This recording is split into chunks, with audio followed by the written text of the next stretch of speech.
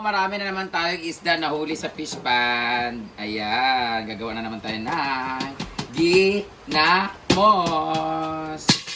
Yan, ano natin ngayon ay ginamos na bangos. Ha? Ang isda na to ay karpa. Basta, hindi ko sabihin. Dual gamay. Ayaw, i-zoom lang. Kilo to. I think it's 1 kilo. Alam niyo, hindi talaga consistent na paggawa ko ng ginamos kasi iba-ibang kilo, tsaka minsan nakalimutan ko ilang Stolen shot na yan. dapat. Lagyan natin siya ng asin. 1, Rock salt. 2, Trapo eh, Britain. Nabi ko trapo dito sa 3. asba. Ay, sa ba? Ilang kilo to? I think this 1 kilo. Oh, ingon kay duha ka 750 ni, di ba? Oh. So, ang 750, tulo ka kilo. Oh. So, katutanan imong lutoon? Kutna na tanan na, bantay din na makuluto, mahurot na karon. Mamaya na ito. Kani lugar isa kilo ginamuson na kasi. Ay, hindi na 1 kilo, 2 na kilo. Mutana gali. 2 ka kilo, 1 kilo. Mutana gali ko kung pila kilo ni. Kung isa Dua. ra to sa kakuan. Tulog ka 1 kilo ni. Malay ko. Ay, ka. Away. At wait, I got the plastic cellophane. Yan. Kailangan lang siya ng asinan na marami kasi don't worry kung maalat kasi Wala nang ginamos naman siya. Kasi pag nagkulang kasi siya ng asin, mga babaho siya o mag-uulog-ulog. Nakalima na ako na kuan. Actually naman sila kuan nga kanang 2:1, mga ganun-ganon. Pag na-feel mo naman na asinan lahat, wala nang problema.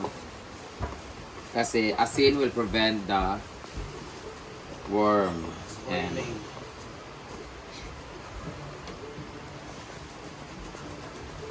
ayan, asinan na siya lahat. Nilagay na natin siya sa lagayan. Gamera kayo siya. Ngayon, lagyan Murag natin. nagkamali ka, Brett. Duha na kakilog yan. Oh man, 2 ka kilo. Ano tayo man? Kato, isa 2 ka kilo, pero ay isang 2 ka to, pasubra ang tunga. Siya sa daw kilo. Isang mga kilo to, so 750 gani. Ayan. Wait, wala ka, Carol? Asa ka ba yung Ron? Kato sa des. Doon na nagunin ka kilo? Parang ang lag. Isa ra lugar sa kilo kapin og kuha. Dagko, magod siya. Wala na. Ito na So na siya. lang, you put this here. Here na lang. Ayun na. Dagan kayo Ayun kuha. na. Tarasa mo na yung plastic. Stolen shot. So, cover this one to, para the, Sige, kung po. Gising-gising ako kakaglang here, sa. oh. Gamay ra kayo ha? Mag-convert ah. Guys, 250 po ang isang kilo nito. Mahal kaayo niya. Kung ano lang. Sa inyo lang kaon ni Uyong. Kada kaon Si Uyong na naman. Gamay ra kaayo. Si Oyong talaga Hindi ko mo ito isa doon ka kilo. Isa, di ba, 2 ka kilo, di ba? Bawa lagi na. Duha man na apple ice. Kapawa, nabili no, ni Pikit. Tapos Sa kili gilid, no. oh. Ikaw, gamusun ta kami. Let's wait for like 3 days. Bukas dapat alog-alogin to konti kasi magtutubig na sa ilalim. Meron akong finished product dito. Maliliit lang dito. Okay. Yan mo na kapoy. Sabi kuha. Yan lang. Ako na dito. Baha na naman dito sa farm. Diri sa hinaguan ng atong ilog ay color milk tea na kung saan bawal maligo dito kasi kagabi ay malakas nga ang ulan sa kabukiran dito rin. So, kaya naging ganyan ang color ng ilog natin. But, meron naman tayong pool. Pero if you are going, or if you are trying to come here tapos di niya ang inyong gusto maligo, huwag din ang subukan. Masisira ang buhay nyo. Pwede maliguan yan kasi naliligo naman kani dyan. Alam nyo, mas prefer ko yung ganyang kulay kasi mas malinis. Ibig sabihin na wash out lahat ng mga dumi-dumi sa mga paligid. Yung color na yan ay dahil sa putik. Kasi yung malinaw na tubig, hindi nyo alam. Baka may mga nakalutang pa ng mga churbanes. Pero itong ilog na to ay color yellow kasi maulin nga sa kabutiran. Meron naman tayong pool. 70 pesos ang entrance. Pero pag tambay lang gusto nyo dito, 20 pesos lang. So, eto na nga sitwasyon natin dito. So, ngayon, magagawa na lang ako ng ginamos kasi may bago kaming huli ng mga isdang maliliit. So, gagawin natin yung ginamos at puntahan muna natin ngayon yung ating pinapagawa na pickleball court kung saan inaayos na nga ng Primero Philippines. Brought to you by Bronco, the best paints remover. Tara, punta na tayo doon.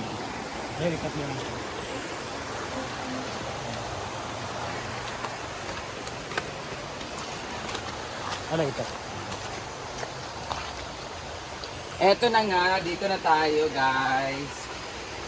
Wala, hindi naman natin pinili. So, ang swerte ng ating mga iro din sa totoo lang, sa lahat ng mga pinapagawa namin establishment talaga na pinapagawa namin dito sa farm, ang swerte talaga yung mga aso. Kasi yung mga aso, natutulog lang sila dyan. Meron na silang sariling tulugan. Ay, sa malabing.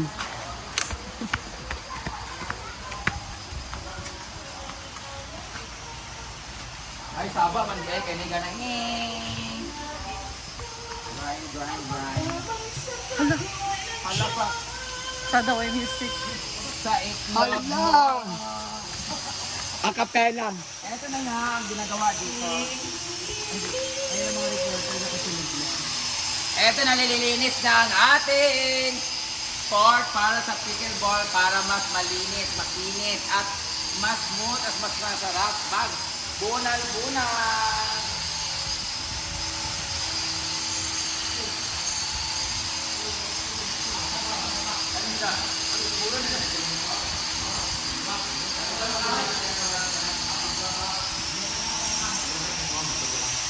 So ito guys, yung mga nilalagyan na yan guys, yan yung mga kagaya ng mukha ni Britney, maraming uka-uka, maraming mga bangag-bangag. Wow!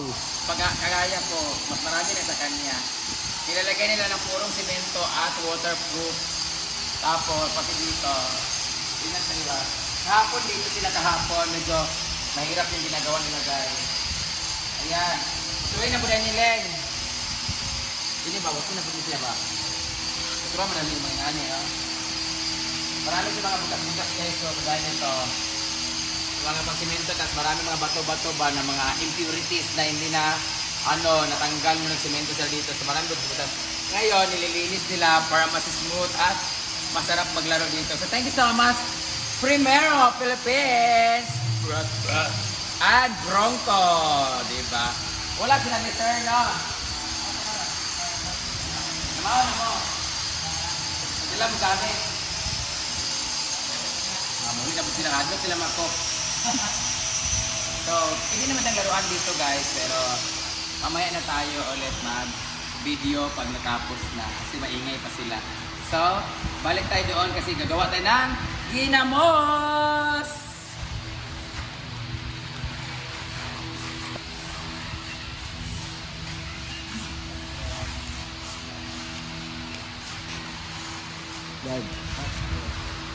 Ito, makinin ng Ricky.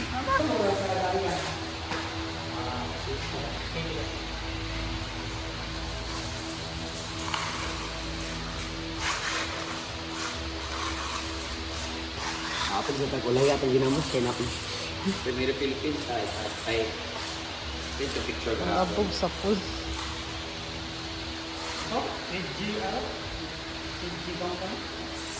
CGC?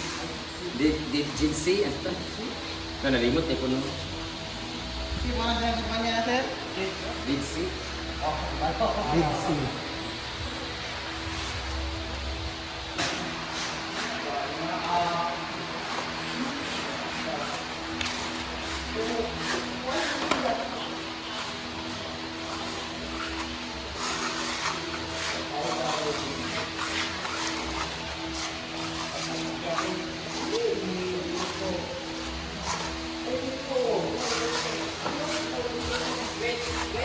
Grabe ka ako, nakita na ako tayo.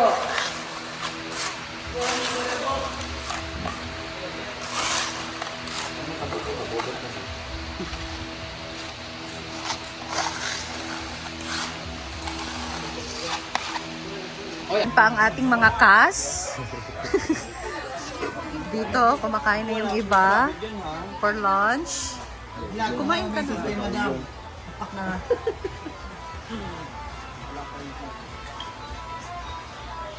Kumusta ang ulam, Sing? Sarap. Nabongga. Pero hindi Emma ha. Ha? Hindi Emma.